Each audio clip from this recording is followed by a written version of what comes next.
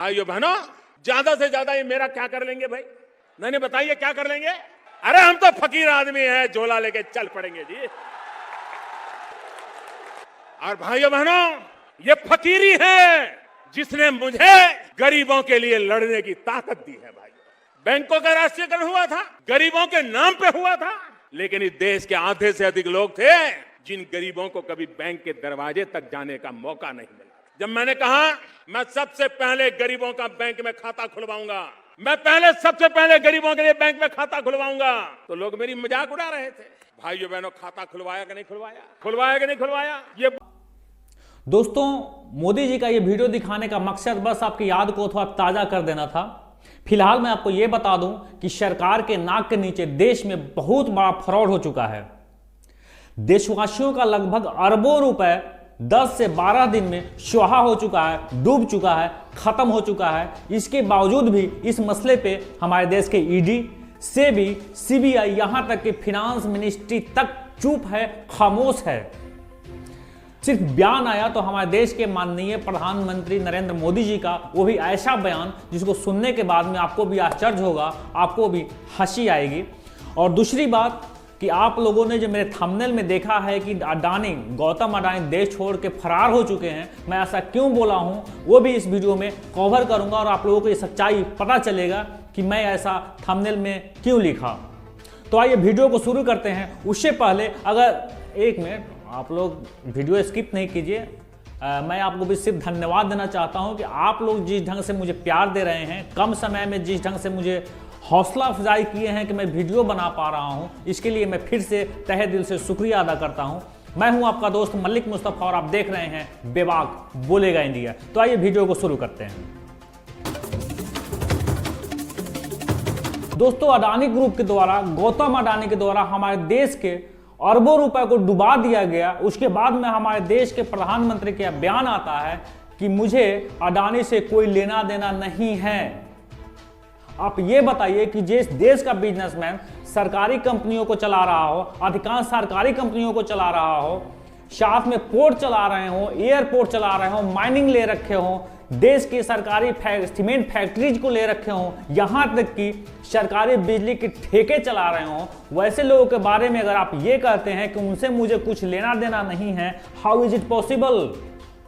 इसकी जनता को बताइए कि इतनी सारे कंपनी को चलाने वाला एक बिजनेसमैन ये सारे सौदेबाजी, ये सारे डील क्या हमारे पड़ोसी मुल्क पाकिस्तान से किए हैं या बांग्लादेश से किए हैं, जिनके बारे में आप बोल रहे हैं कि मुझे कुछ लेना देना नहीं है? दोस्तों, मैं आपको ये बता दूं कि हमारे देश में सत्ता और कॉर्पोरेट के बीच में इस तरह की सांठगांठ चल रही है, इस तरह की सांठगांठ चल रही है कि कब कॉर्पोरेट या बिजनेसमैन ही देश बन गया, देश की जनता को पता ही नहीं चला। Adani is India, India is Adani.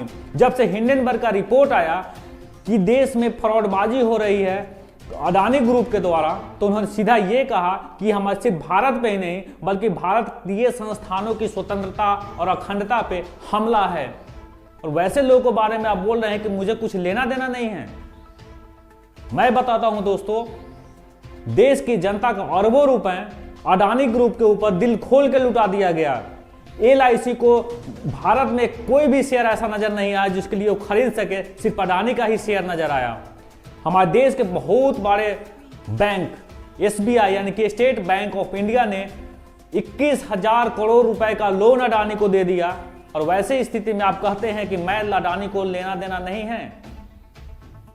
दोस्तों, जब से हिंडनबर्ग रिसर्च की रिपोर्ट आई है तब से अडानी ग्रुप के शेयर्स लगातार नीचे जा रहे हैं, धड़ाम होते जा रहे हैं।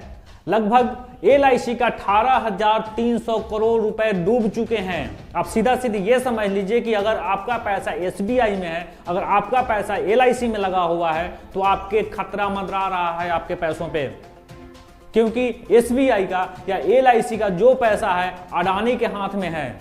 अगर अडानी ये देश छोड़कर फरार होता है तो आपका पैसा भी साथ में चला जाएगा। और ऐसा माहौल, ऐसी स्थिति अडानी के साथ में बन रही है। हो सकता है इतिहास को दोहराया जाए, मेहुल चौकसी की तरह, नीरव मोदी की तरह, विजय मल्ल्या की तरह ये भी हमारे देश को छोड़कर फरार हो सकते हैं, क्योंकि उनके ऊपर इतना सारा कर्ज हो चुका है कि मूलधन तो चुकाना दूर की बात, ब्याज भी चुकाने में असमर्थ है। जब से हिंडनबर्ग रिसर्च की रिपोर्ट आई है तब से जो विश्व में तीसरे स्थान के सबसे धनाढ्य व्यक्ति में गिने जाते थे वो फिसलते हुए लुढ़कते हुए 22वें स्थान पे जा चुके हैं। तो आप यूं समझ ले कि अगर देश छोड़कर अडानी जी फरार होते हैं तो इसमें कोई अतिशयोक्ति नहीं होगी जो मैंने थंबनेल में लिखा है। शायद इसलिए हमारे देश की जनता अडानी के पासपोर्ट को जब्त करने की मांग कर रहे हैं। शायद इसीलिए विपक्ष इस पे सघन कार्रवाई करने की कोशिश कर रही है, मांग कर रही है। अगर ये आपको भी ये लगता है कि अडानी देश छोड़ के भाग सकते हैं तो उनके पासपोर्ट को जब्त करने की मुहिम में आप भी शामिल हो और कमेंट बॉक्स में ये बताएं कि क्या ऐसा पॉसिबल है या नहीं। तो फिलहाल इस वीडियो में इतना ही, मिलते हैं अगले वीडियो में, तब तक के लिए जय हिंद।